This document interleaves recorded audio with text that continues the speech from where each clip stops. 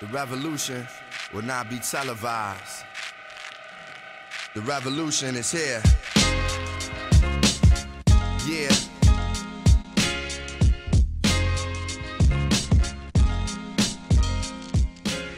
Thank you for joining the dialogue group Red Couch Sessions. Yeah, thank you for having me. Please introduce yourself and the media conglomerate that you represent. My name is Mmabatho Motsamai. I am the creator and founder of the Afrolutionist. When did you begin the Afrolutionist? The concept of the Afrolutionist began August of 2014, but only came into being in October of 2014. Yeah.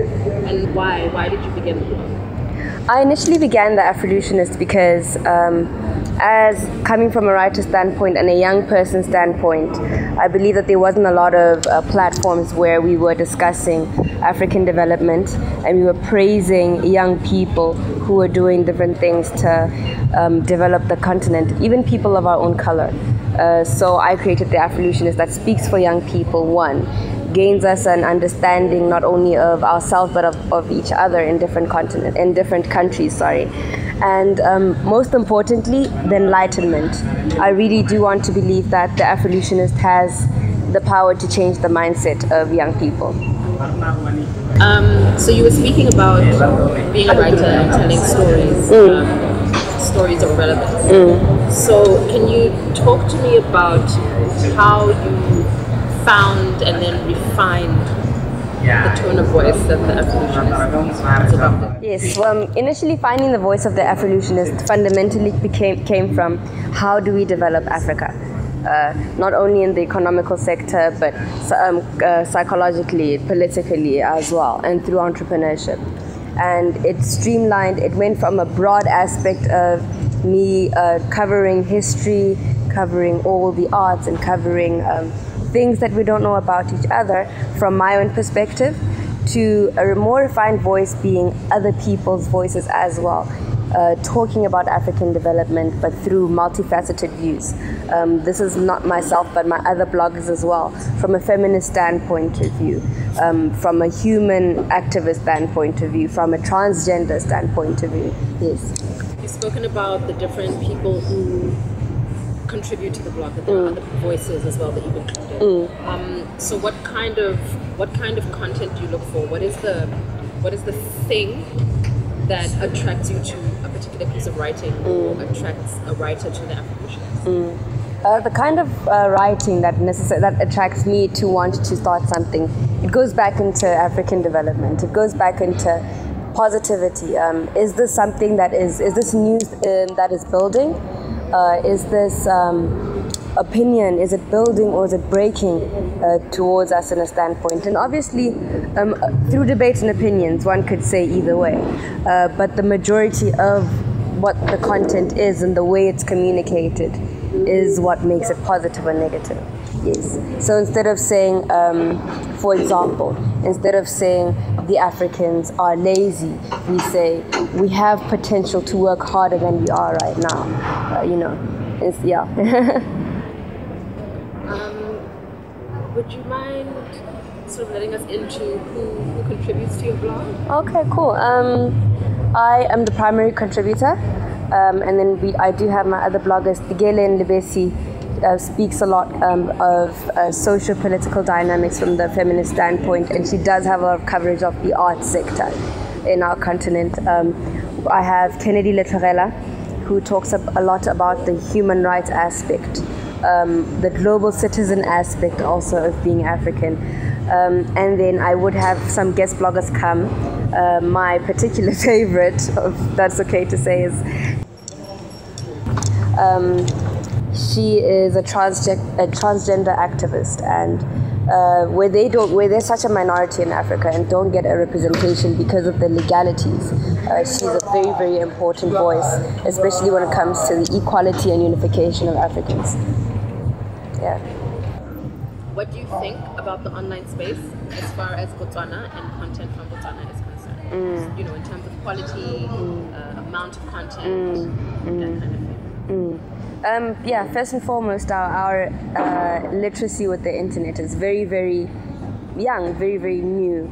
And so when it comes to putting in content, we are a little bit more sensitive, not only in the organization sector, but like with us individually as well. But it should be said that we still need to create more appreciation of the internet space online, not only from the standpoint of young people, but we do need to find ways to document our story through different platforms, not only through the organized content space, which is like websites, but through social media as well. The most important thing is to understand the responsibility of documentation. And that's where quality comes in, because you don't want to talk recklessly. And that's where people find themselves facing consequences, but you don't want to talk so recklessly about your own country if it's not building to your country. At the end of the day, even from your reckless voice, you want to see change. But there's a different way in which you want to communicate that. There's a lot of focus on the anger that you have, so to speak, yeah. In terms of, this responsible documentation and creating content engaging and relevant and not necessarily formal. Yeah. How do blogs like the Afrolutionist contribute to this story, this unfolding of the story? Blogs like the Afrolutionist are basically a drop in what I hope to be an ocean. Because now you have different references of the same story that gives it more truth and credibility, so to speak. But it extends just from the Pan-African point of view, the formal academic Pan-African point of view, to the personalized form of point of view, and we're now engaging with each other on Facebook and wherever. So it's not just one organization that has the responsibility of doing so. I'm going to go back and saying people have that responsibility in doing so, and responsibility not like an imposed duty or an imposed obligation, but it really stems from your own passion as well. We see it with other bloggers. Yosianda Muhutiwa will do it on a very individual level through her amazing satirical writing, as a Motswana writer. But we also see in different countries your brainstorm thought leaders in Kenya. You have some satirical writers based in Nigeria as well. Yeah. So there's a space for like a multiplicity of stories. Yeah, definitely. Just the space and the place for stories and content from Botswana in the greater African story. What are your thoughts about that? Is there space? What is the space? Yeah, there's definitely space. Botswana is a very beautiful country in the sense that it kills every single narrative or stereotype of what people believe Africa to be. We have created our own self-sustenance through our explorations of diamonds. We are not the blood diamond killing, war-stricken Africa that they would believe. We are the diamond educational, empowering, employing, entrepreneurship rising country that they don't necessarily know about, because basically we haven't shared the story until more recently. We only sometimes would see Botswana we'd have them as monoliths, basically. We'd have Mpule as a monolith of what Botswana could be. We'd have a diamond as a monolith of what Botswana could be, when there's so many multifaceted views of just what kills every stereotype of what people think Africa is. Yeah. But what would the big takeaway be for anybody that's going to see you talking about this platform? What is it that you'd like for them to take away from our discussion? That's a question.